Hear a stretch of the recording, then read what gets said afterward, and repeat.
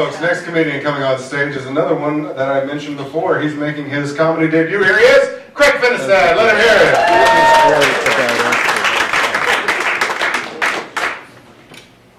All right, so I'm a pastor. I really am. You don't have to laugh. That's my job. I have a friend who's an atheist, and one day she asked me, "Craig, does it bother you that I'm an atheist?" I thought about it for a second, and I said, "No, it doesn't bother me at all. I'm not the one going to hell." Another buddy's an anesthesiologist. He came to me after church one morning and said, "Craig, I figured something out that we both have in common. We both get paid money to put people to sleep." All right, so I'm from Nebraska. Yeah, Nebraska, go big red.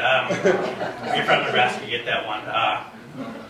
Anyway, there's a joke about that. So, New York City, this is my first time here. I've been here about a week. You would not believe how much Nebraska and New York City have in common. They both start with the letter N. So we have this store in Nebraska called Lowe's, and it's one of those places where they ask your phone number before you buy something. So like I'm checking out at the register, and the guy cashier says, "Hey, can I get your phone number?" And like, this whole stuff annoys me, so I put my arm around the guy next to me that I didn't even know. I'm like, "No, man, I'm in a committed relationship here. You don't need to be asking my phone number."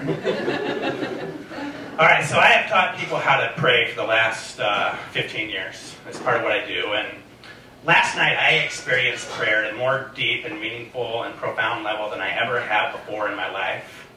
I got in the back seat of a New York City taxi cab. Do you ever like that comparison stuff? You compare yourself to other people. It totally like messes you up. You know, in social media, it makes it so much worse.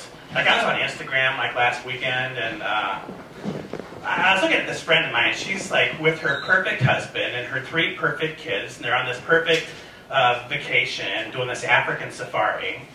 Meanwhile, I'm laying on my couch with my boxer shorts on, and I'm like watching my 2 kids fight over the Xbox. So I'm married. My wife and I met at Victoria's Secret. Try to explain that one to your church. So we've been married happily for 13 years. We did just celebrate our 20th anniversary.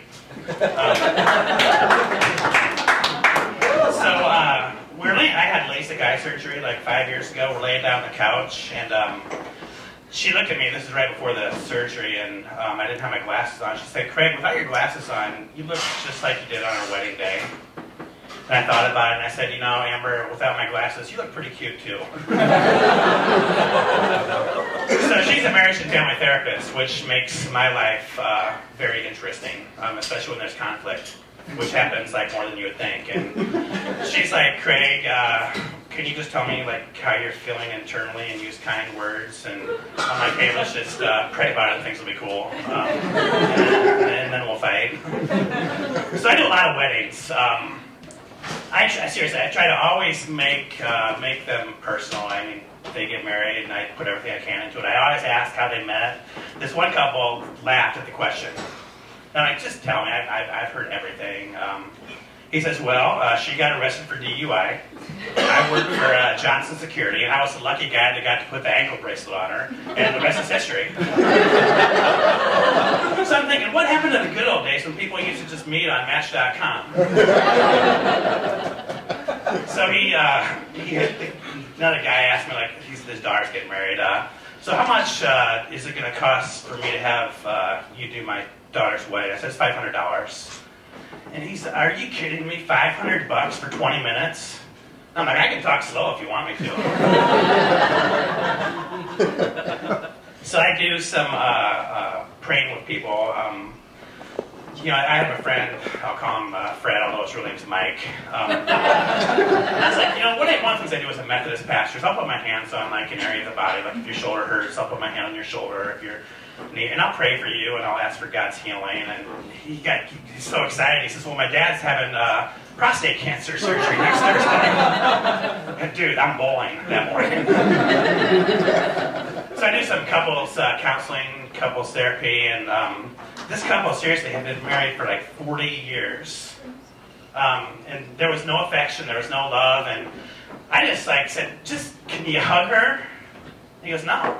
So I had her stand up. I gave her like this great, big, huge hug.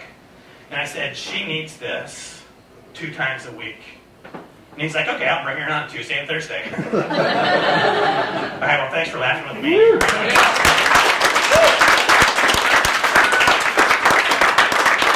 Dr. Finnestad, let's try to get it. Thank you for coming. Great job, man.